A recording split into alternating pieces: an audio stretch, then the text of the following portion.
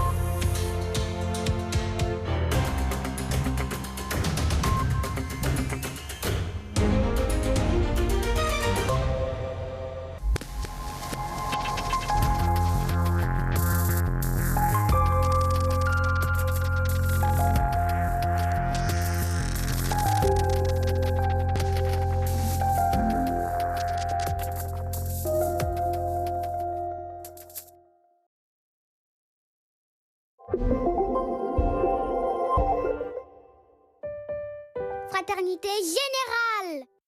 Aujourd'hui, nous allons apprendre à cuisiner la fraternité. La fraternité, c'est comme la cuisine. On connaît la recette, encore faut-il savoir la réaliser. Pour cela, il vous faudra 200 grammes de tolérance, 100 grammes de générosité. Bon, plus c'est gras, plus c'est bon. 150 grammes de paix, 3 camarades, 100 grammes de solidarité. Et voilà, votre fraternité est prête à être dégustée. N'hésitez pas à le partager avec votre entourage.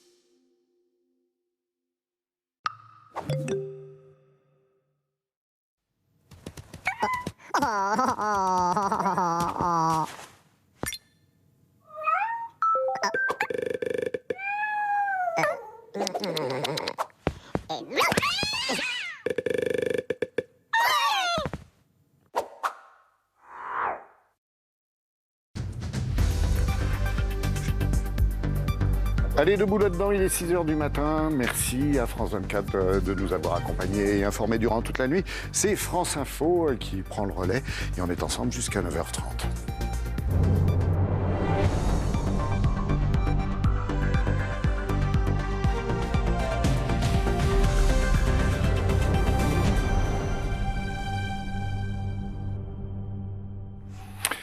« 6h, premier rendez-vous avec l'info et Karine Baste-Régis avec à la une. » Bonjour Laurent, à la une, on revient évidemment sur l'élection de Donald Trump, les manifestations, la rencontre aujourd'hui avec Barack Obama. Enfin, vous saurez tout. À tout de suite.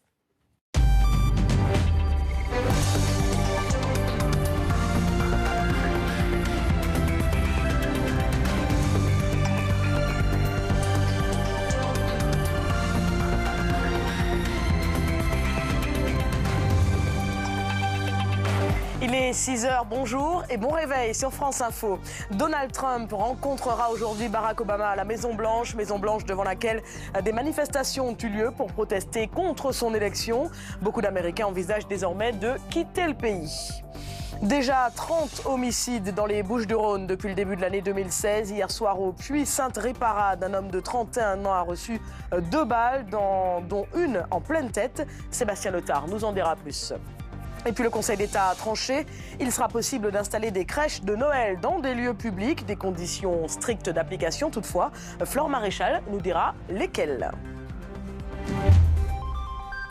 Donald Trump prendra officiellement ses fonctions le 20 janvier prochain. D'ici là, beaucoup d'étapes, la constitution de son équipe notamment. Et dès aujourd'hui, une rencontre avec Barack Obama à la Maison-Blanche. À New York, notre correspondant Jacques Cardouz.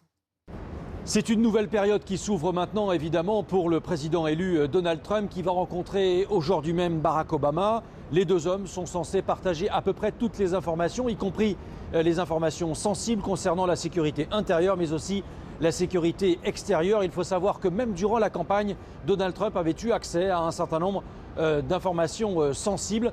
Maintenant, il rentre évidemment dans une nouvelle phase. Il y a une série de réunions qui sont prévues dans les jours prochains avec ses conseillers. Il va réfléchir à sa propre équipe avec laquelle il va devoir diriger le pays. Il a pour cela jusqu'au 20 janvier.